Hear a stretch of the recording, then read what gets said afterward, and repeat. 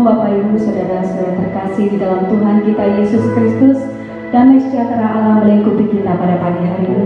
Kalau ibadah kita pada pagi hari ini memperingati kenaikan Tuhan Yesus kita ke surga. Dia naik ke surga untuk menyediakan tempat bagi setiap kita. Dan dia memberikan Roh Kudus-Nya untuk menolong kita, menyertai kita, dan menuntun kehidupan kita. Mari pagi hari ini kita mau hampiri dia di dalam kekudusan-Nya. Layakkan setiap kami anak-anak-Mu Tuhan datang menghampiri Engkau di dalam kekudusan. Kami datang rendahkan diri kami kepada-Mu Tuhan. Kami mau datang kepada Allah, pemilik kehidupan setiap kami dengan takut dan gentar. Kami sembah Engkau di dalam kekudusan-Mu pagi hari ini. Roh Kudus yang manis, mari datang penuhi setiap hati yang rindu akan kehadiran-Mu. Sebab kami tahu Tuhan, kami tidak mampu berjalan dengan kekuatan kami. Biarlah Roh-Mu yang hidup itu senantiasa menuntun dan mengurapi setiap kami. Amin.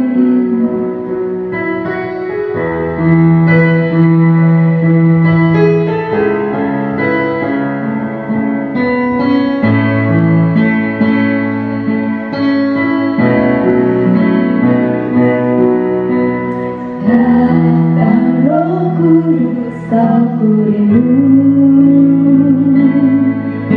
dengan minyak yang berurapiku, mengalir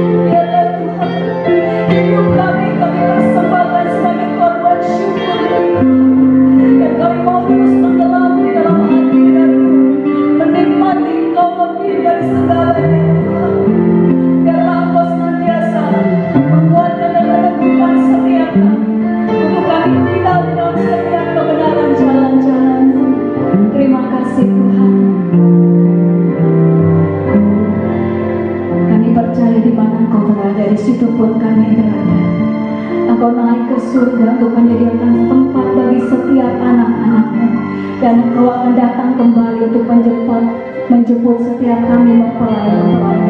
Terima kasih Tuhan, kami mau terus hidup di dalam kekudusan, sehingga kepada waktunya Engkau datang untuk menjemput kami.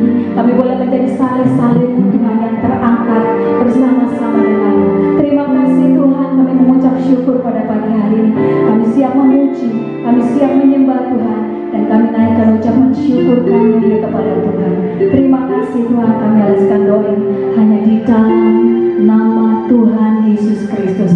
Yang sama-sama kita katakan amin. Puji nama Tuhan. Mari pagi hari ini Bapak Ibu kita bersuka cita merayakan setiap karya Tuhan yang ajaib di dalam kehidupan kita. Dia telah mati, Dia telah bangkit, dan hari ini Dia naik ke surga untuk menyediakan tempat bagi setiap kita anak-anaknya. Mari Bapak Ibu yang ada di rumah berikan tepuk tangan bagi Tuhan. Kita mau menyanyikan kemenangan yang sudah Tuhan beri dalam kehidupan kita.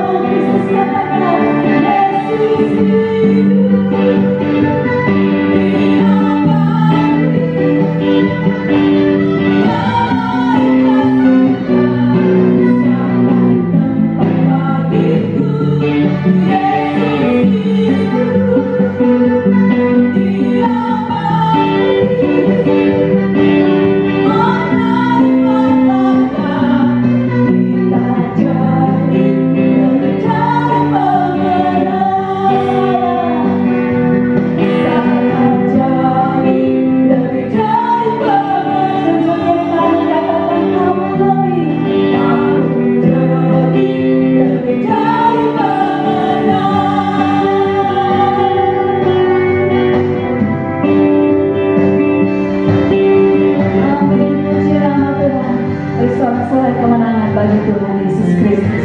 Haleluya. Amin. Di dalam hadirat-Mu itulah kekuatan dan sukacita kami Tuhan. Kami mau terus dan terus tenggelam di dalam hadirat-Mu.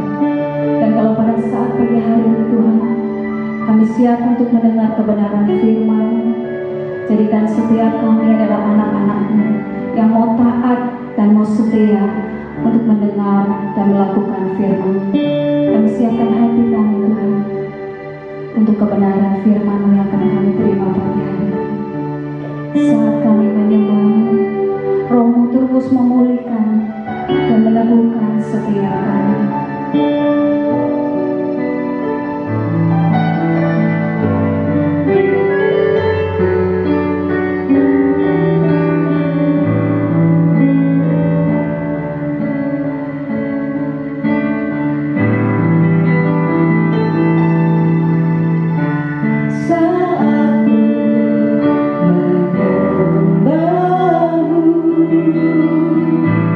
Rohmu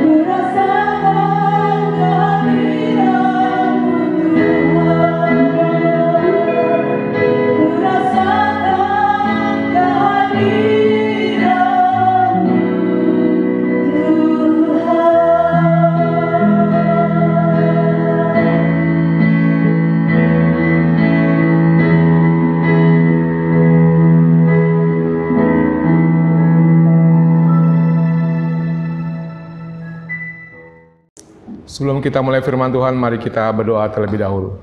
Bapa yang di surga, kami mengucap syukur buat segala kebaikan dan kasih-Mu, Allah yang memelihara kami semua di dalam terang dan jalan-Mu. Dan pada pagi hari ini Tuhan, kami mengucap syukur bahwa Allah telah bangkit dalam kehidupan kami, Allah yang menyatakan kebangkitannya lewat kuasa dan kuasa Roh-Mu Tuhan yang senantiasa memelihara kami semua.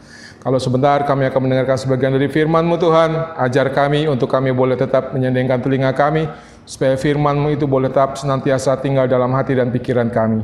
Dan biar akhirnya firman-Mu itu berkuasa atas hidup kami, untuk kami boleh senantiasa hidup di dalam jalan terang-Mu. Terima kasih Bapa, berkati juga hamba-Mu yang akan membawakan firman Tuhan pada hari ini Tuhan. Kiranya Allah senantiasa memakainya luar biasa, kiranya Allah menyertai lidah dan bibirnya, serta segala kehidupan dan pikirannya boleh Allah kuasai. Kiranya firman Tuhan dan kebenaran Tuhan saja yang senantiasa diajarkan di dalam firman Tuhan pada hari ini. Terima kasih Bapak, biarlah kiranya kami sambut firman Tuhan hanya di dalam nama Tuhan Yesus Allah dan Juru Selamat kami. Amin.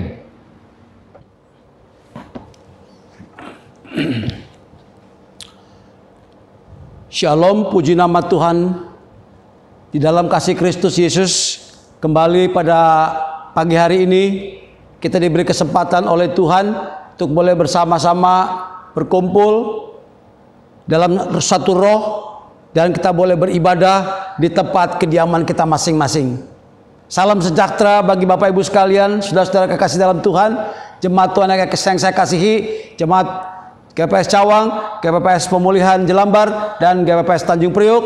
Kiranya damai sejahtera Tuhan Allah meliputi atas kita sekalian. Juga saya menyampaikan shalom kepada saudara-saudara kita sekalian, kaum Kristiani, yang pada hari ini saudara mendapat kesempatan untuk menyaksikan tayangan daripada ibadah kami. Bukan hanya menyaksikan atau menonton, tapi saya percaya Bapak Ibu sekalian, saudara-saudara juga boleh terlibat di dalam ibadah itu sendiri, dimanapun saudara berada pada pagi hari ini. Saudara-saudara kekasih dalam Tuhan, hari ini adalah merupakan ibadah yang spesial bagi kita kaum Kristiani atau umat orang yang percaya. Mengapa demikian pentingnya pada hari ini?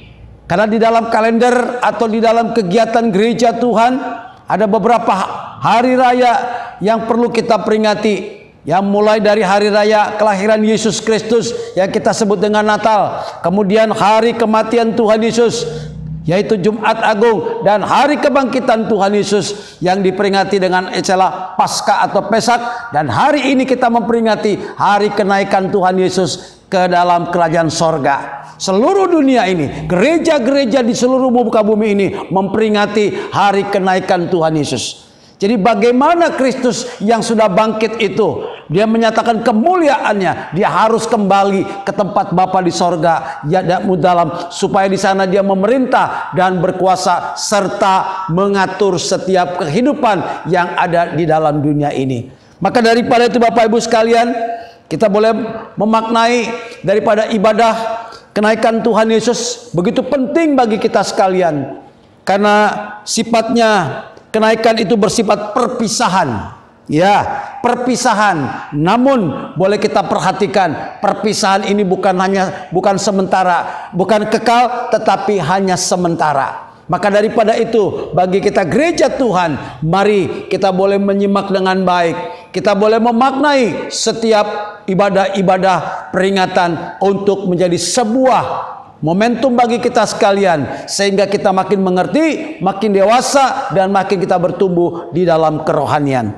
Pada pagi hari ini saya ingin mengajak kita sekalian dalam pimpinan kuasa Roh Kudus.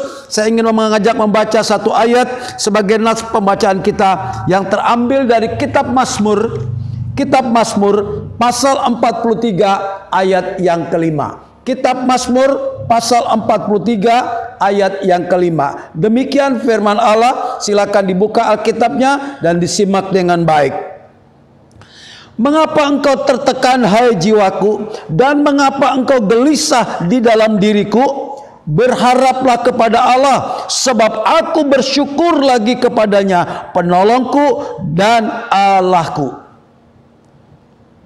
Sungguh penting ayat ini.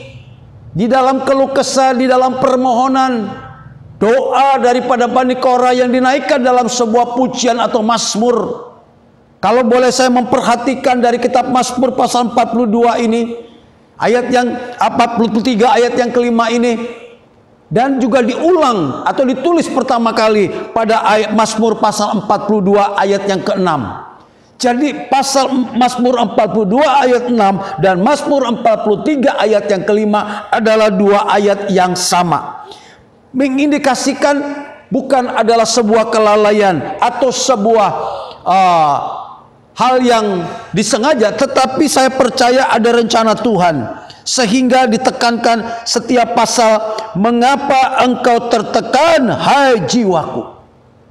Saudara-saudara kekasih dalam Tuhan, tertekan dalam jiwa ini atau kegelisahan adalah merupakan sebuah pengalaman yang kerap kali kita alami di dalam kehidupan sebagai manusia pada umumnya. Gelisah bisa diartikan atau tertekan bisa diartikan kehilangan rasa tenang, kehilangan rasa tentram, serta suasana hati yang diliputi dan dikuasai oleh kekhawatiran, sehingga berdampak kepada siklus kehidupan kita sebagai manusia.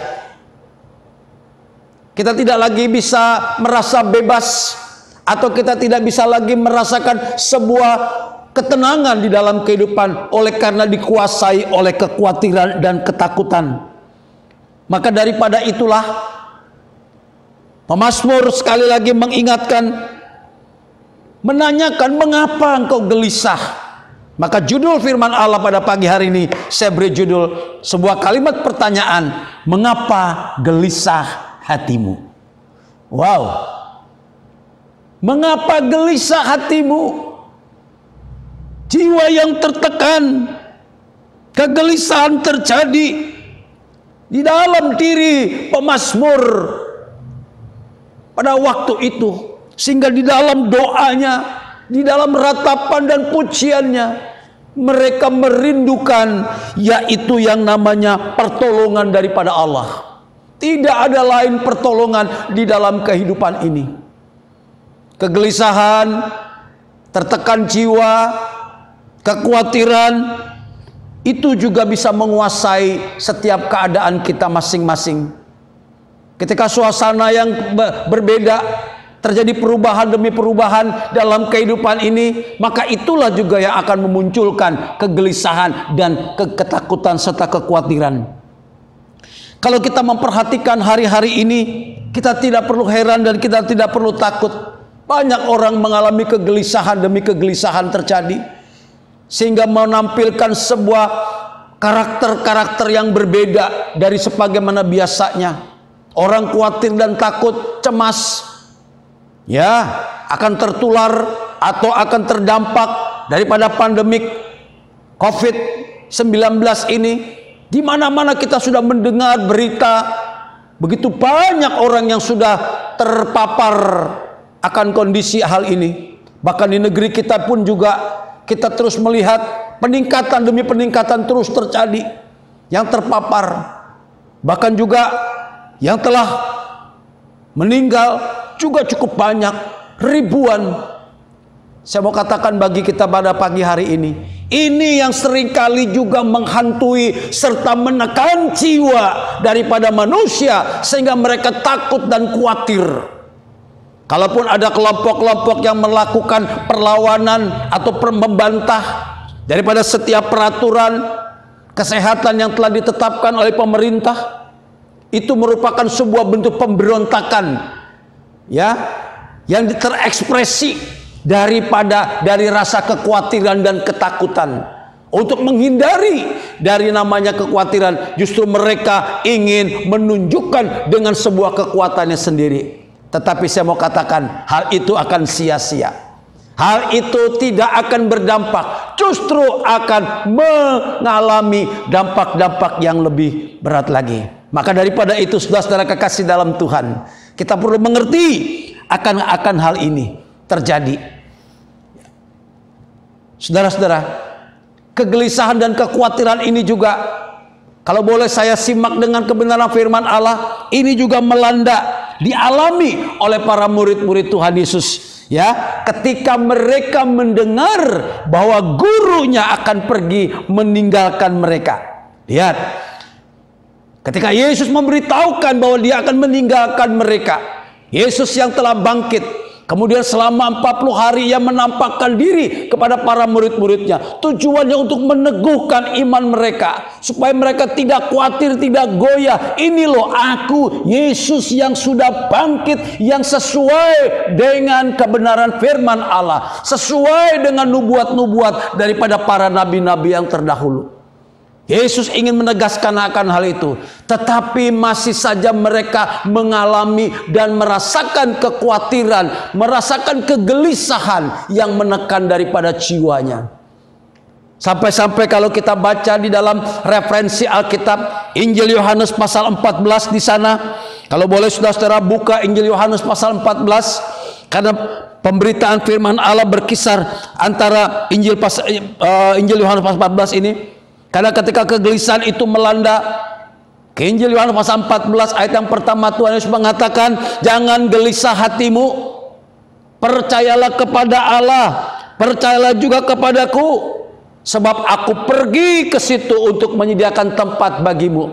Dan apabila aku pergi ke situ menyediakan tempat bagimu, aku akan datang kembali untuk membawa kamu ke tempatku, supaya di mana aku berada, tempatku, di situ pun kamu berada. Inilah janji Tuhan Yesus kepada murid-muridnya. Jangan gelisah hatimu, jangan kau takut, jangan kau khawatir, jangan kau tertekan jiwamu. Maka daripada itulah Bapak Ibu sekalian, apakah hal ini hanya berlaku pada murid-murid pada waktu itu? Mereka sudah mengenal Yesus secara pribadi sudah cukup dalam. Sekian lama mereka menjadi murid Yesus. Tetapi ketika perpisahan itu akan terjadi dan diberitakan oleh Yesus, mereka mulai gelisah. Mereka mulai takut dan mereka mulai kehilangan damai sejahtera. Saudara-saudara kekasih dalam Tuhan, Tuhan Yesus pada konteks ini ingin mengajarkan sebelum dia naik ke sorga, Yesus perlu untuk meneguhkan kembali. Yesus perlu untuk menetapkan kembali, supaya nanti pada para murid-muridnya dalam masa penantian kedatangan Yesus yang kedua kali, ya, inilah yang disebut masa akhir zaman. Ketika Yesus naik ke sorga, kemudian gereja Tuhan berdiri, ketika Roh Kudus dicurahkan pada hari Pentakosta yang akan kita peringati 10 hari kemudian atau hari yang ke-50. Nanti pada waktunya, pada waktu yang ditetapkan oleh Allah sendiri, di mana anak tidak tahu, para malaikat tidak tahu, adalah waktunya ketika Tuhan Yesus datang untuk yang kedua kali.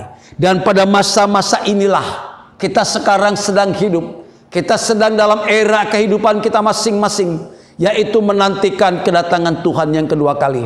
Maka daripada itulah saya terlalu percaya kegelisahan tetap akan menguasai hati dan pikiran kita sekalian sebagai gereja Tuhan. Di tengah-tengah perubahan kehidupan, di tengah-tengah berbagai-bagai aspek masalah kehidupan ini, akan memunculkan, mudah akan muncul yang namanya kegelisahan. Jadi ada solusinya. Firman Allah harus memberikan solusi. Yesus memberikan solusi, Yesus memberikan jawaban bagi murid-muridnya.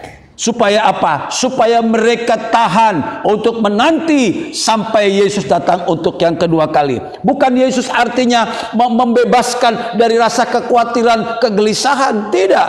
Kekhawatiran, kegelisahan bisa menyerang kapan saja pada waktunya. Namun demikian, ada sebuah penangkalnya, ada sebuah kekuatan Allah yang jauh lebih besar yang akan menguasai hati dan pikiran saudara dan saya, sehingga kegelisahan, ketakutan, kecemasan, kekhawatiran tidak berkuasa atau tidak mendominasi kehidupan kerohanian saudara dan saya, sehingga akan berdampak bagi jiwa kita, tertekan jiwa kita, tertekan, terintimidasi. Itu jiwa. Kemudian pasti akan berdampak kepada fisik, berdampak kepada tubuh. Terjadi ketidakseimbangan di dalam tubuh kita masing-masing. Apakah itu tensi darahnya meningkat? atau yang lain-lain. Ada banyak hal yang dikuasai oleh kekhawatiran yang akan menimbulkan dampak-dampak bagi kesehatan jasmani manusia. Mari Bapak Ibu dan jemaat Tuhan sekalian, kita boleh mengkoreksi. Karena waktu penantian ini kita tidak tahu kapan waktunya, berapa lama sampai kapan Tuhan Yesus akan datang kembali. Namun kegelisahan itu tetap akan menghantui ada di dalam kehidupan dunia ini. Tapi jangan khawatir. Tadi perkataan Yesus, jangan gelisah hatimu. Ya, 2 kali Tuhan Yesus. Kalau Bapak Ibu baca di dalam Injil Yohanes pasal 14, itu sampai 2 kali Yesus mengatakan demikian. Jangan gelisah hatimu, ayat pertama. Coba sekarang baca ayat ke-27 juga. Ditutup, diakhiri dengan perkataan, jangan gelisah hatimu. Jadi Injil Yohanes pasal 14 ayat pertama dibuka dengan jangan gelisah. Kemudian ayat 27 pasal yang sama tetap dikatakan jangan gelisah dan gentar hatimu. Wow, ini betapa pentingnya sekali. Kalau tadi saya ungkapkan dalam Mazmur pasal 43 ayat yang kelima, kemudian diawali juga dengan Mazmur 42 ayat yang ke-6, sama. Berarti begitu pentingnya hal ini untuk kita perhatikan. Maka daripada itulah Bapak Ibu sekalian, mari kita lebih dalam lagi untuk mengerti akan setiap rencana dan solusi yang Tuhan Yesus tetapkan untuk kita mengerti sumber daripada kegelisahan tersebut. Nah, bagian yang pertama saya ingin menelusuri apa sih sumber kegelisahan yang sesungguhnya. Yang tampak di depan mata kita hanyalah sebuah ketakutan, kecemasan terhadap pandemik, tertular inilah itulah, berita sana sini. Ya, ketika pada hari Minggu kemarin kami memakamkan salah satu anggota jemaat kita yang telah dipanggil pulang oleh Tuhan dalam usia 74 tahun. Ya, dalam pemakaman pun kita dalam suasana yang berbeda. Kenapa demikian? Karena begitu ramainya tempat pemakaman TPU Pondok Ranggon. Banyak sini berganti ambulan datang sampai antri-antri. Saya katakan, wah, ini sesuatu hal yang berbeda. Berbeda dengan hari-hari normal. Dan ini juga bisa mempengaruhi daripada ketertekanan jiwa bagi keluarga yang ditinggalkan atau bagi kita yang pada waktu itu mengantar. Ya, dalam suasana keprihatinan. Ada begitu banyak yang telah dikorbankan, jiwa yang korban akibat daripada virus ini. Dan ini juga merupakan salah satu pemicu daripada kegelisahan dalam diri manusia. Belum faktor ekonomi, belum faktor pemutusan hubungan kerja, belum faktor-faktor keamanan dan sebagainya. Maka daripada itu, mari secara orang percaya, sebagai anak-anak Tuhan, kita tidak mencari solusi-solusi di luar daripada firman Allah, tapi mari kita mencari solusinya, yaitu kebenaran firman Allah. Saya ingin mengajak dulu mengenai sumber kegelisahan. Apakah yang menjadi sumber kegelisahan daripada para murid-murid yang diekspresikan, yang ditampilkan, yang disampaikan oleh para murid-murid? Ada 2 murid yang pada konteks ini saya ingin kemukakan yang merupakan mewakili daripada kegelisahan hati para murid. Yang pertama, pertanyaan daripada salah seorang muridnya yang bernama Thomas. Mari kita lihat kembali Yohanes 14 ayat yang kelima berkata demikian. Kata Thomas kepadanya, Tuhan, kami tidak tahu kemana engkau pergi. Jadi bagaimana kami tahu jalan ke situ? Saudara-saudara kekasih dalam Tuhan, pertanyaan Thomas ini mengungkapkan sebuah kerinduan untuk tetap senantiasa bersama-sama dengan Yesus gurunya. Namun di satu sisi juga adalah sebuah kegelisahan, sekaligus merupakan sumber kegelisahan, karena dia tidak tahu kemana jalan untuk menuju kepada Tuhannya, di mana Tuhannya itu pergi. Ini sumber kegelisahan yang sejati atau yang sesungguhnya. Ketidaktahuan, keterbatasan manusia memahami akan setiap rancangan Allah, akan setiap daripada pimpinan daripada Tuhan. Mereka tidak tahu kemana akan pergi. sama dengan orang-orang manusia di dalam dunia ini kebanyakan. Ketika akan menghadapi sakaratul maut atau kematian, mereka tidak tahu kemana dia akan pergi. Memang mereka sudah mendengar tentang sorga. Mereka sudah diajarkan tentang sorga, jalan ke sorga. Atau ada satu tempat lagi, kalau tidak taat, tidak menurut firman Allah, mereka akan masuk ke dalam neraka. Itu dua alternatif yang akan dihadapi.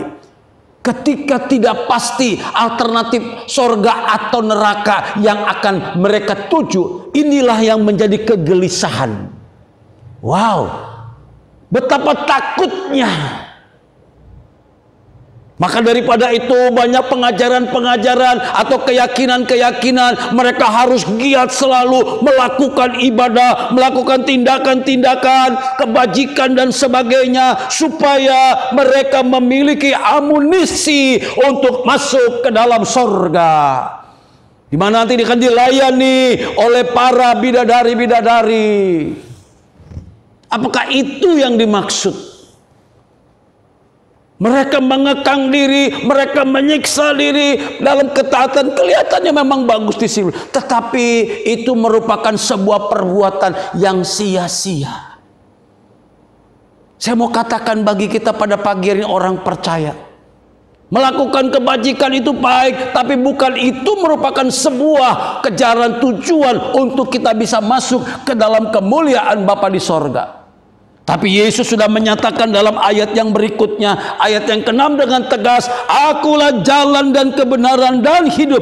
Tidak ada seorang pun yang datang kepada Bapa kalau tidak melalui Aku." Yesus menyatakan dirinya menjawab akan hal ini, bahwa Dia adalah jalan kebenaran dan hidup. Dia adalah satu-satunya jalan yang dipersilakan, yang disiapkan oleh Allah untuk menuju kepada yang namanya kerajaan sorga atau kehidupan kekal. Tidak ada jalan lain, tidak ada alternatif lain. Jalan inilah yang harus Bapak Ibu temukan. Jalan inilah yang harus kita temukan sekalian. Saudara-saudara kekasih dalam Tuhan, pertanyaan Thomas inilah dalam Injil Yohanes pasal 14 ayat yang ke-5 ini. Ini mewakili, sekali lagi, mewakili kita sebagai manusia pada hakikatnya yang berdosa. Bahwa kita tidak mengetahui jalan keselamatan. Semuanya serba misteri, serba gelap, tidak tahu jalan. Sekalipun Yesus sudah menyatakan akulah jalan kebenaran dan hidup, tetapi tidak bisa menemukan akan hal itu. Masih banyak hal yang masih mengganjal, sehingga keraguan-raguan itu akan muncul. Apa yang menyebabkan? Apa yang menyebabkan mereka masih khawatir dan takut? Tadi tidak tahu jalan ke situ. Kenapa mereka tidak tahu jalan ke situ? Kenapa mereka tidak tahu bagaimana harus jalan ke situ? Ayat 7 mengatakan bagi kita solusinya. Ayat 7 mari kita baca. Sekiranya kamu mengenal Aku, pasti kamu juga mengenal Bapakku. Mengenal Aku, ini yang menjadi kunci permasalahan. Para murid-murid tidak mengenal Yesus secara utuh, tidak mengenal Yesus dalam tubuh dan kuasa kebangkitannya. Saudara-saudara kekasih dalam Tuhan, mengenal Yesus bukan hanya melihat atau mengerti nama, atau pernah bertatap muka, atau pernah kita berdialog. Tidak sampai di situ saja, tetapi dalam sebuah pergaulan, dalam sebuah komunikasi yang intens, makin intim dengan Tuhan, sehingga engkau layak berjumpa dengan Dia dalam setiap pribadi demi pribadi kita sekalian. Ketika Tuhan Yesus pertama kali bangkit pagi-pagi benar, Kemudian ada perempuan yang bernama Maria Magdalena beserta perempuan yang lain. Sudah ada di depannya dengan Yesus. Tapi mereka tidak bisa mengenal. Bahkan memprediksi, mengatakan Yesus adalah penjaga taman. Karena ada sesuatu yang membatasi atau yang menyelimuti. Inilah ketidakmengenalan para murid-muridnya. Ketika dua orang murid Yesus yang kembali ke Emmaus dengan perasaan kecewa, dengan perasaan yang gelisah, muka muram dan sebagainya. Mereka berjalan dari Yerusalem menuju ke Emmaus. Di tengah perjalanan Tuhan Yesus menghampiri. Tapi ada sesuatu yang membatasi. Sepanjang perjalanan mereka bercakap-cakap. Sekalipun hati mereka berkobar-kobar, tapi mereka tidak mengenal akan siapa pribadi yang ada bersama dengan orang ketiga dengan mereka. Tapi ketika mereka setelah senja atau sore masuk ke dalam rumah dan mereka makan, Yesus memecahkan roti. Baru disitulah terbuka. Tidak ada satu kekuatan manusia pun yang sanggup memberi pengertian bagi kita sekalian akan jalan kebenaran dan hidup itu sendiri. Bertahun-tahun, berpuluh tahun kita sebagai orang percaya. Saya tiap pastikan Bapak Ibu Saudara sekalian, engkau tidak akan bisa menemukan jalan kebenaran dan hidup itu kalau tanpa Yesus yang menganugerahkan bagi kita sekalian. Maka daripada itulah kita perlu mengenal Dia lebih dalam lagi, lebih dekat lagi. Inilah, sekiranya kamu mengenal aku. Wow, kalimatnya sangat indah sekali Bapak Ibu. Sekiranya kamu mengenal aku. Sesuatu hal yang patut kita renungkan. Sudahkah kita mengenal Dia secara pribadi? Sudahkah kita mengenal, berjumpa dengan Dia secara pribadi dengan Tuhan? Ada banyak kesaksian orang yang berjumpa dengan Tuhan Yesus secara pribadi, sehingga dia betul-betul menikmati apa yang namanya jalan kebenaran dan hidup itu sendiri. Masalah yang kedua kita lihat, sumber kegelisahan yang kedua tetap masih diwakilkan oleh murid Yesus. Kalau boleh saya baca ayat yang ke-8 dari pasal 14 Yohanes ini, yaitu yang bernama Filipus. Kata Filipus kepadanya, Tuhan, tunjukkanlah Bapa itu kepada kami, itu sudah cukup bagi kami. Nah, satu lagi ini murid Yesus, tunjukkanlah Bapa itu kepada kami. Cukup Tuhan supaya kami mengenal. Artinya hal yang sama tadi. Di tengah-tengah kerinduan daripada Filipus untuk menyaksikan, untuk menikmati Tuhan, untuk berjumpa dengan Tuhan. Tetapi ada sebuah unsur yang lain di dalam kehidupan secara kemanusiaan, yaitu adalah kegelisahan. Mereka belum berjumpa dengan Bapa. Ini yang diwakili oleh dua murid ini. Baik oleh Thomas maupun oleh Filipus. Minta ditunjukkan jalan, minta ditunjukkan Bapa. Ada figur penyelamat, ada figur Allah yang Maha Kuasa yang belum mereka jumpai secara pribadi. Apa jawab Tuhan Yesus? Oh, sungguh manis jawab Yesus. Luar biasa. Tuhan menjawab dalam ayat yang ke-9 berkata, kata Yesus kepadanya, telah sekian lama aku bersama-sama dengan kamu Filipus, namun engkau tidak mengenal aku. Ini. Telah sekian lama Filipus engkau bersama-sama dengan aku. Engkau bergaul tiap hari dengan aku. Engkau mendengar pengajaranku tiap hari. Engkau melihat mujizat-mujizat yang kulakukan tiap hari. Maka dikatakan pada pertanyaan Yesus, oh luar biasa, namun engkau tidak mengenal aku. Sangat ironis sekali. Namun engkau tidak mengenal aku. jadi sumber kegelisahan. Sebagai kesimpulan sementara ingin saya sampaikan, karena kita tidak mengenal Yesus secara benar. Ini sumber kegelisahan. Bukan yang lain-lain. Bukan gempa bumi yang dahsyat, bukan banjir bandang, bukan hal-hal yang lain-lain, bencana-bencana yang lain yang menjadi pemicu akan hal ini. Tetapi sumber kegelisahan dapat kita temukan dalam firman Allah. Karena manusia tidak mengenal Allah di dalam Kristus Yesus. Saudara-saudara kekasih dalam Tuhan, mungkin ada yang berpikiran, apa hubungannya antara tidak mengenal Tuhan dengan kondisi keadaan kami sebagai manusia yang sedang mengalami berbagai macam penderitaan, pergumulan, keluh kesah, bahkan air mata dalam dunia ini. Ini yang diperkatakan oleh orang banyak. Tapi khusus bagi Bapak Ibu jemaat Tuhan, khusus bagi saudara-saudara orang percaya kepada Tuhan Yesus, Allah akan singkapkan, Allah akan ungkapkan rahasia yang besar, sehingga saudara boleh mengerti dan boleh mengenal Dia dengan benar secara pribadi. Sehingga ini menjadi solusi satu-satunya bagi kita sekalian untuk hidup di dalam kebenaran. Saudara-saudara kekasih dalam Tuhan, sehingga apa?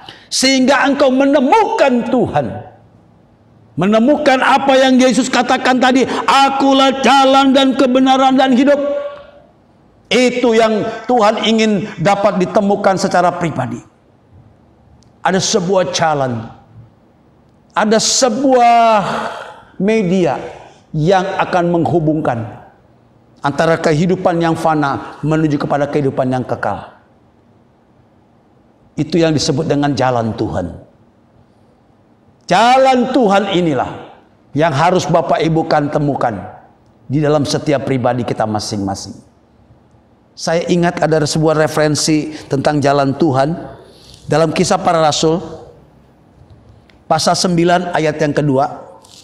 Kisah Para Rasul pasal 9 ayat yang kedua, ya, bagaimana kisah daripada Saulus sebelum bertobat dan kemudian menjadi Paulus. Ada tugas khusus yang ia emban, yaitu untuk menganiaya orang-orang percaya. Ayat 2 mengatakan, dan meminta surat kuasa daripadanya untuk dibawa kepada majelis Yahudi di Damsyik, supaya jika ia menemukan laki-laki atau perempuan yang mengikuti jalan Tuhan, ia menangkap mereka dan membawa mereka ke Yerusalem. Oh, untuk diapakan? Untuk diadili, untuk dianiaya, untuk disiksa, bahkan untuk mengalami kematian. Siapa dia? Adalah laki-laki atau perempuan yang mengikuti jalan Tuhan. Orang percaya mula-mula, gereja mula-mula, pengikut Yesus mula-mula, mereka hidup di dalam ketertekanan, mereka hidup dalam pergumulan, mereka hidup di dalam intimidasi penguasa-penguasa pada waktu itu. Bukan sebuah keadaan yang menyenangkan bagi orang Kristen mula-mula, bagi gereja pada awal berdirinya. Mereka mengalami penyiksaan, mereka mengalami berbagai-bagai hal. Mereka ditarik, diseret dari rumah-rumah pertemuan mereka. Inilah konsekuensi orang yang hidup di jalan Tuhan. Tapi tidak pernah ada sebuah keluhan, tidak ada sebuah penyesalan atas orang-orang yang hidup di jalan Tuhan. Karena mereka sudah menemukan Kristus secara pribadi. Wah, luar biasa. Bukan mereka yang teraniaya. Mungkin memang ada orang-orang yang mengalami akan hal tersebut. Mereka diseret, mereka diadili, dibawa ke Yerusalem. Tetapi dampaknya, efeknya, lihat apa yang terjadi. Saulus justru yang malah bertobat.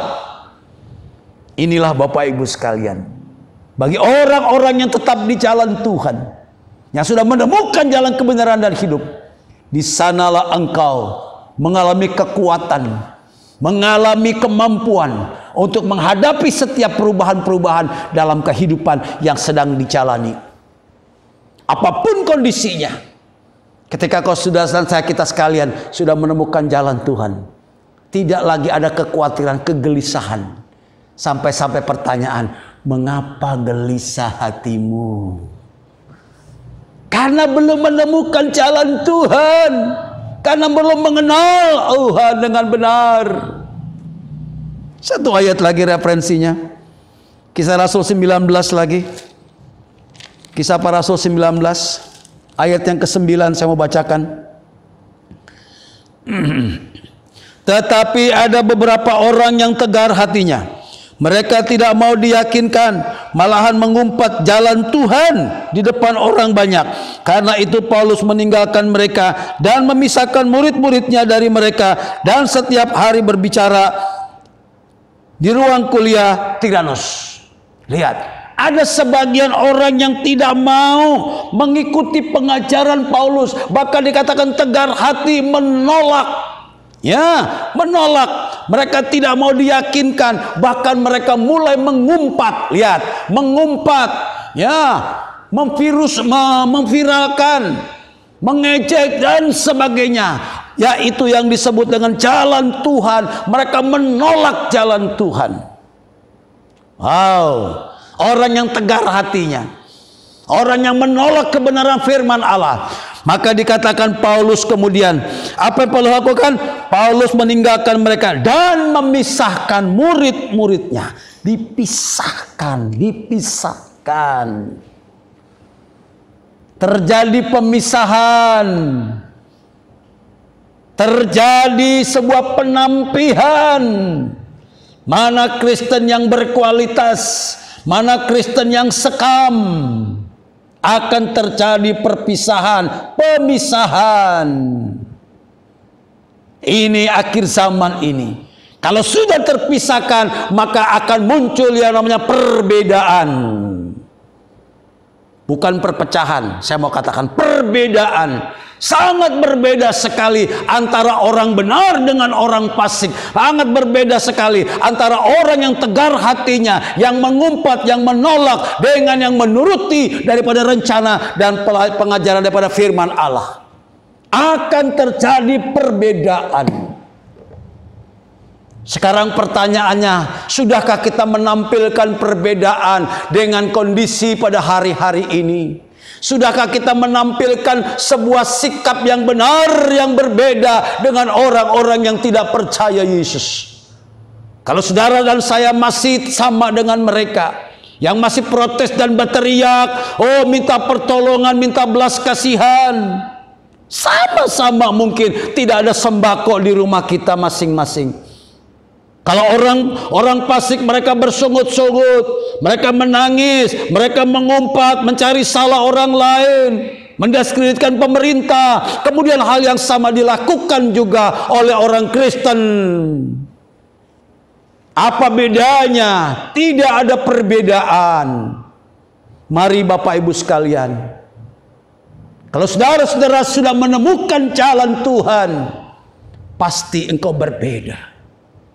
Hari ini mungkin Bapak Ibu tidak ada makanan, tidak ada beras untuk dimakan. Tapi ingat, orang lain mungkin tidak tahu apa yang menjadi kebutuhan Bapak Ibu yang paling mendasar. Namun dia mengerti akan kebutuhanmu. Belajar tampil beda. Masuk dalam kamarmu, tutup pintumu, berdoa kepada Allah. Maka Bapamu yang di sorga akan mengerti apa yang menjadi kebutuhanmu. Datang kepada firman yang benar. Perempuan janda yang pernah saya sampaikan, janda daripada Nabi, diliputi oleh kegelisahan, ketakutan. Ketika penagih hutang sudah mulai datang menagih hutang, datang kepada Nabi Elisa, datang kepada hamba Allah. Ada solusi yang akan mereka dapati. Percaya Bapak Ibu sekalian, mujizat masih terjadi sampai pada hari ini. Jangan pernah tidak percaya akan Yesus. Di tengah kesulitan apapun, Allah sanggup menolong. Kalau kau sudah menemukan jalan Tuhan. Orang yang menemukan jalan Tuhan, orang yang sudah berjalan di jalan Tuhan akan tampil beda dengan orang-orang yang tegar hatinya, tegar tengkuk, dan orang fasik tadi. Ini yang harus kita maknai. Allah sanggup akan mengirimkan berkat-Nya. Allah menggerakkan tangan-tangan untuk menolong saudara. Allah sanggup mengirim burung gagak tiap hari lewat pagi dan siang dan petang untuk memberi kau makan roti dan daging. Oh, hari-hari ini sulit orang makan daging, tapi pastori makan daging. Haleluya, puji Tuhan. Karena ada berkat Tuhan yang Tuhan kirim. Kalau kita belum pernah mengalami akan hal itu, pasti kau akan gelisah dan takut. Tapi Bapak Ibu, ayo alami. Tuhan tidak pernah mengangkat berjanji untuk meniadakan yang namanya persoalan tekanan hidup. Tapi yang Tuhan janjikan ketika Bapak Ibu mengenal Dia dengan benar, ketika kau ada di dalam jalan Tuhan, maka pertolongannya sungguh luar biasa. Inilah yang Tuhan katakan, ayo percaya. Percayalah, jangan khawatir, jangan takut. Itu bagian yang pertama tadi, yaitu mencari sumber kegelisahan. Nah, kalau kita sudah temukan sumber kegelisahan, yaitu tadi yang diwakili oleh dua murid, yang pertama Thomas dan yang kedua oleh Filipus, karena mereka tidak mengenal Yesus, tidak mengenal Yesus, itu sumber persoalan, ya, itu masalahnya, kegagalannya dan kegelisahan tadi. Sekarang kita mau tahu solusinya. Mari kita mau langkah berikutnya yang kedua. Apa kuncinya? Apa kuncinya untuk kita mengenal Dia? Ya, mengenal Dia dengan benar, mengenal Dia yang telah mati, yang telah bangkit, dan yang naik ke sorga pada hari ini, yang kita peringati. Itu yang patut untuk yang penting bagi kita. Ada kuncinya bagi kita, ya, ada kuncinya. Satu ayat saya mau bacakan. Mari kita baca referensinya, yaitu di dalam surat Filipi pasal 3 ayat yang ke-10. Untuk mengenal Dia, yang mengatakan demikian, yang ku kehendaki ialah mengenal Dia dan kuasa kebangkitannya dan persekutuan dalam penderitaannya, di mana aku menjadi serupa dengan Dia dalam kematiannya. Yang ku kehendaki, Rasul Paulus mengatakan mengenal Dia. Komplit sekali pengenalan ini. Bukan sambil lalu, tapi pengenalan yang sangat-sangat mendalam. Bahkan dikatakan dalam penderitaannya, supaya aku serupa dengan Dia dalam kematiannya. Ketika jemaat Tuhan yang mula-mula mereka dianiaya, mereka disiksa, mereka diintimidasi oleh Saulus. Itulah yang disebut serupa dengan kematiannya. Saudara-saudara kekasih dalam Tuhan, mengenal Dia harus sampai titik yang demikian. Bukan menderita karena dosa, karena kesalahan kita, bukan, tapi karena Kristus termasuk di dalamnya. Ketika kondisi hari ini Tuhan izinkan bagi kita, bukan karena saudara salah, bukan karena kita salah memanage hidup ini, tidak. Tapi karena memang ini terjadi bukan hanya secara lokal, bukan hanya secara regional, tapi secara global, secara dunia ini terjadi. Ayo, jangan pernah kita khawatir, jangan pernah kita gelisah. Bahkan mencari hal-hal solusi yang lain. Lebih dekat lagi mengenal Dia. Sekalipun dalam penderitaanmu, dalam kesusahan saudara, dalam keterbatasan kita, tetap kita mengenal Dia. Percaya, Tuhan adalah sumber jawaban. Ada dua hal saja kuncinya sederhana pagi hari ini. Yang pertama, Bapak Ibu sekalian, yang patut untuk kita renungkan, kunci untuk mengenal Dia. Yang pertama adalah harus bertobat. Oh, rasanya kunci ini sudah biasa saya dengar. Bertobat sudah dalam tahun yang lalu, beberapa puluh tahun yang lalu sudah bertobat. Kenapa demikian pentingnya bertobat ini? Karena bertobat ini mengandung nilai, yaitu bahwa kita sebagai manusia harus menyadari dengan segala keterbatasannya pada diri kita. Yang pertama, yaitu akan ketidakmampuan kita mengenal Allah dengan benar. Kenapa? Karena kita adalah manusia yang berdosa. Ini yang harus kita maknai sebagai pertobatan. Menyadari kalau saya ini manusia berdosa. Tidak ada manusia yang tidak berdosa dalam dunia ini. Maka dalam keberdosaan tadi kita tidak bisa, tidak mungkin, impossible untuk mengenal Allah yang kudus. Tak bisa. Sampai kapanpun tak bisa. Surat Roma pasal 3 ayat 23 mengatakan, karena semua orang telah berbuat dosa dan telah hilang kemuliaan Allah. Jelas. Semua orang telah berbuat dosa. Hanya Yesus yang tidak berbuat dosa sebagai dalam keilahian dalam tubuh manusianya. Hilang kemuliaan Allah. Roma pasal 6 ayat 21 mengatakan, sebab upah dosa adalah ialah maut, tapi karunia Allah ialah hidup yang kekal dalam Kristus Yesus. Kalau mau mengenal Allah, yaitu memiliki hidup yang kekal, hanya satu jalan, di dalam Kristus Yesus. Tidak ada jalan lain. Jalan lain close. Jalan lain buntu. Jalan Yesus yang menuju kepada kehidupan yang kekal. Mengenal Allah. Berjumpa dengan Allah pencipta langit dan bumi ini. Oh haleluya. Saudara-saudara kekasih dalam Tuhan. Bertobat. Menyadari akan kemanusiaan kita. Maka dalam doa dan permohonan kita selalu kita minta, Tuhan ampuni segala dosa kesalahan saya Tuhan. Sehingga Engkau layak berkenan di hadapan Tuhan. Sehingga Dia berkenan untuk mendengar doa Bapak Ibu sekalian. Bahkan Dia berkenan untuk menjawab solusi-solusi demi solusi apa yang menjadi pergumulan hidup kita masing-masing. Ayo kita bertobat. Sadari, artinya berbicara tentang kerendahan hati. Saya ini manusia berdosa. Tapi karena kasih karunia Allah, maka Allah berkenan saya menemukan jalan Tuhan tadi.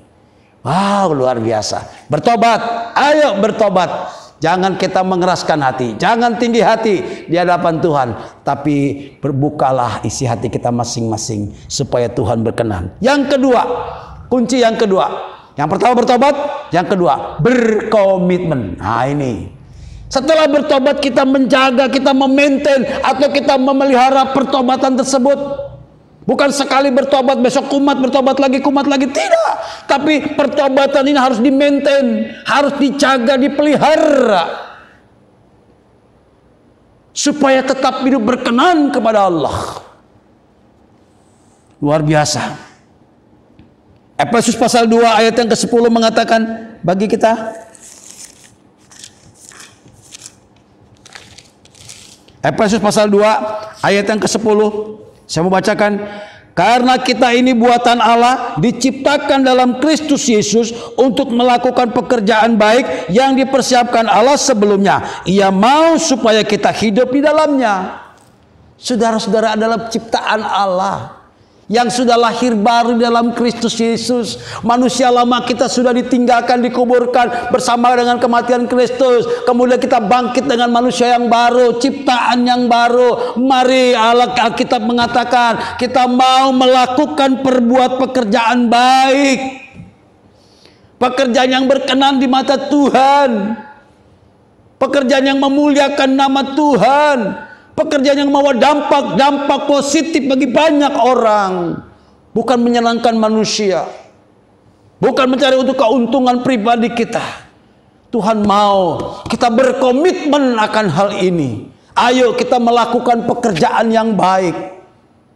Mengisi kehidupan, mengisi iman Kristiani ini dengan perbuatan-perbuatan yang baik.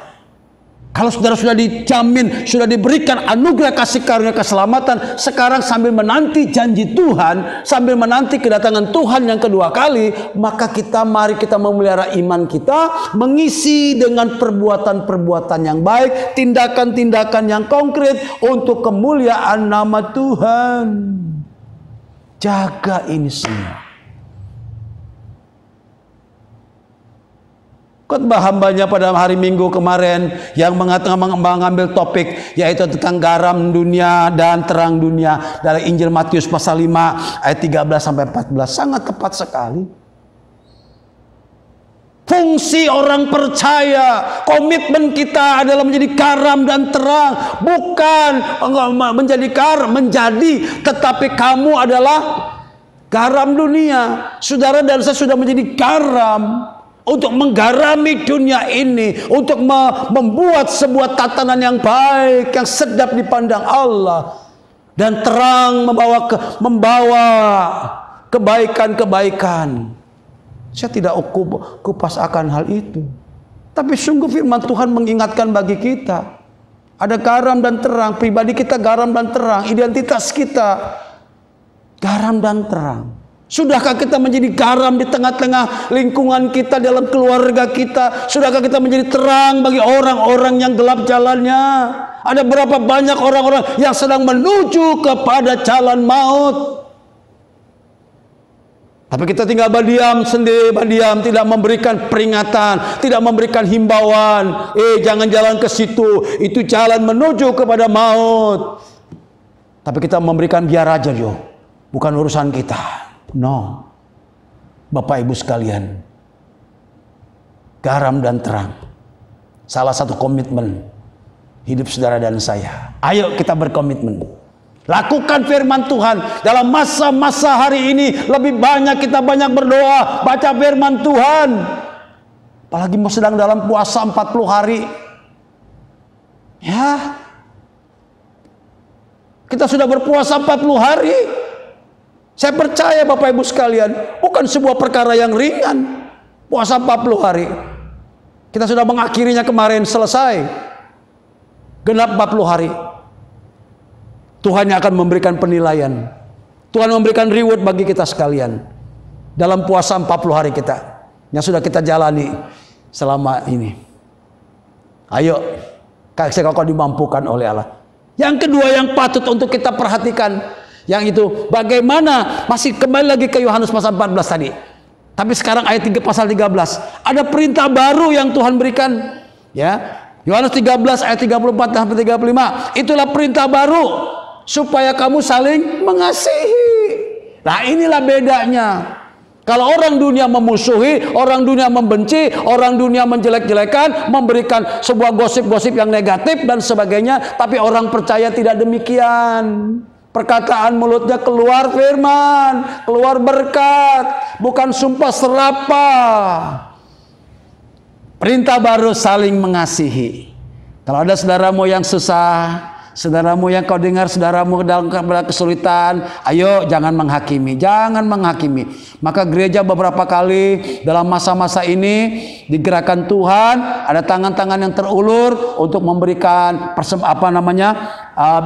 kasih, ya, bantuan kasih, yaitu berupa sembako-sembako. Beberapa kali, ada 4 kali, 4 periode kita memberikan untuk saudara-saudara, bukan untuk mencari kemasyuran, bukan sok gagah-gagahan, tidak, tapi memang Tuhan gerakan bagi para dermawan-dermawan untuk mereka berbagi.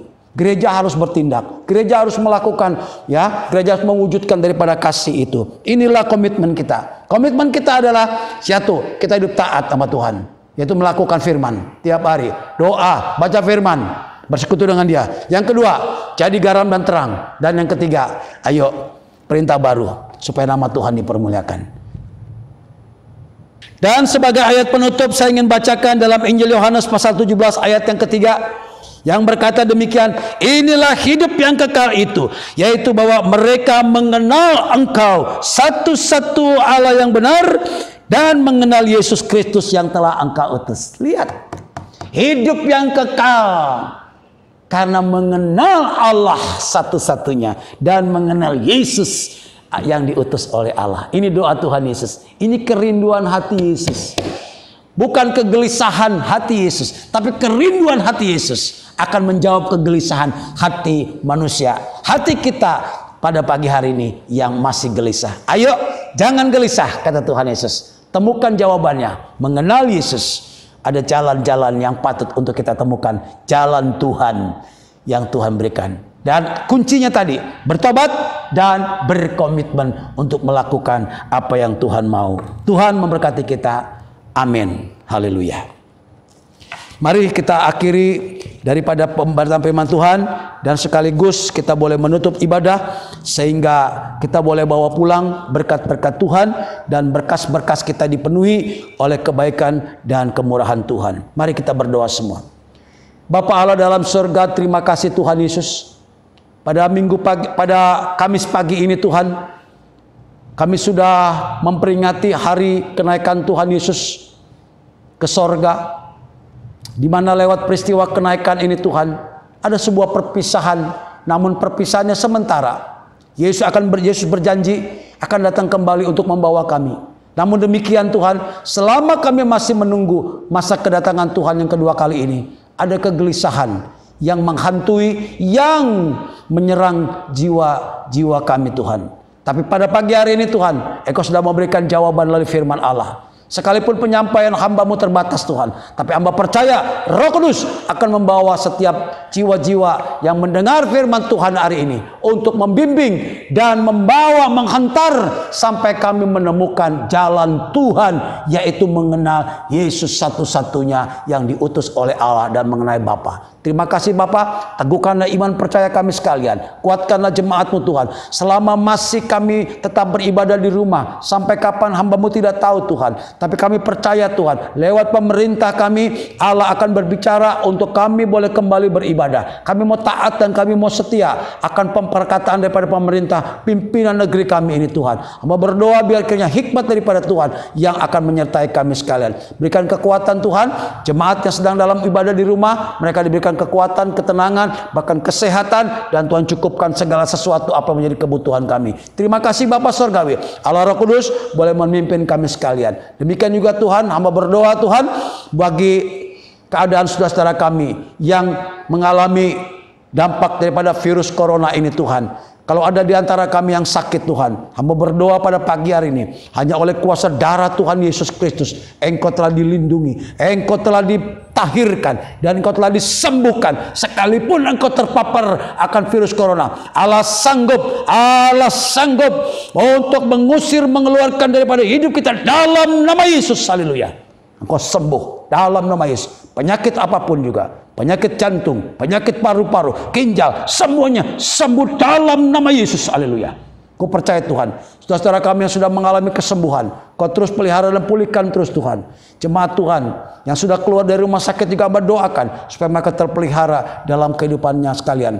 Baik jemaat Cawang, jemaat pemulihan dan Tanjung Priok dipelihara Tuhan. Mau berdoa juga khusus Tuhan bagi saudara kami Tuhan yang beberapa hari yang lalu Tuhan dalam kedukaan, di mana telah dipanggil pulang daripada jemaat Tuhan, Ibu Nani Retno Tuhan. Kira Tuhan pelihara bagi anak-anaknya, bagi menantu, cucu-cucu semua Tuhan yang ditinggalkan oleh ibundanya. Kami doakan Tuhan, Tuhan tidak pernah meninggalkan kami. Kiranya Tuhan Yesus menolong daripada keluarga, daripada anak-anak Ibu Nani Retno. Terima kasih Bapak, Tuhan hiburkan. Kami tidak bisa menghibur Tuhan dalam penghiburan yang secara manusia, tapi Roh Kudus adalah penghiburan kami. Mau berdoa juga Tuhan bagi saudara kami, Bapak Handoko Tuhan, pasca operasi jantungnya, di mana dia sudah kembali ke rumahnya. Mbak berdoa biar kiranya Tuhan pelihara terus daripada rohaninya, jiwanya, dan kesehatannya Tuhan. Dia boleh mengenal Yesus, menemukan jalan Yesus lebih dalam lagi. Hamba doakan lewat mimbar ini, Bapak Handoko dipulihkan oleh Tuhan, sehingga kau bertemu dengan Yesus sebagai Tuhan dan Juru Selamat kami. Bukan manusia, bukan obat-obatan, bukan perawatan rumah sakit yang menyembuhkan, tapi Yesus Sang Penyembuh kami. Itulah yang sejati. Terima kasih Bapak, semuanya berkat Tuhan terpulang atas kami sekalian. Mau berdoa juga Tuhan bagi bangsa dan negeri kami tercinta Indonesia ini Tuhan, di mana pada saat-saat ini kami masih belum bisa kembali normal, tapi kami percaya Tuhan, waktunya adalah waktu Tuhan. Kau peliharalah pemimpin negara kami Tuhan, Bapak Presiden, para menteri, para pejabat-pejabat, dan juga Tuhan berdoakan bagi orang-orang yang bekerja, tim dokter, tim para medis, semuanya Tuhan, mereka disertai oleh Tuhan, berikan kekuatan kesehatan, lindungi mereka Tuhan daripada dampak-dampak virus ini. Ada keamanan di mana-mana, cukup sandang pangan bagi negeri kami. Berdoa Tuhan, kami gereja hanya menyampaikan doa ini, permohonan kepada Tuhan dengan tidak henti-hentinya. Dan sekarang saudara-saudara kekasih dalam Tuhan, marilah kita pulang untuk melakukan firman Tuhan dan hidup dalam pimpinan daripada firman Allah. Saudara-saudara yang sah dalam iman, terimalah berkat Tuhan. Tuhan memberkati engkau dan melindungi engkau. Tuhan menyinari kau dengan wajah-Nya dan memberikan kau kasih karunia, serta Tuhan menghadapkan wajah-Nya kepadamu, memberikan kau damai sejahtera di dalam Tuhan kami Yesus Kristus, dan persekutuan kuasa Roh Kudus menyertai kita sekali mulai pagi hari ini sampai Tuhan datang kembali. Terpujilah nama Tuhan. Haleluya. Amin. Selamat pagi. Selamat kita menikmati berkat-berkat daripada kenaikan Tuhan kita Yesus Kristus. Amin.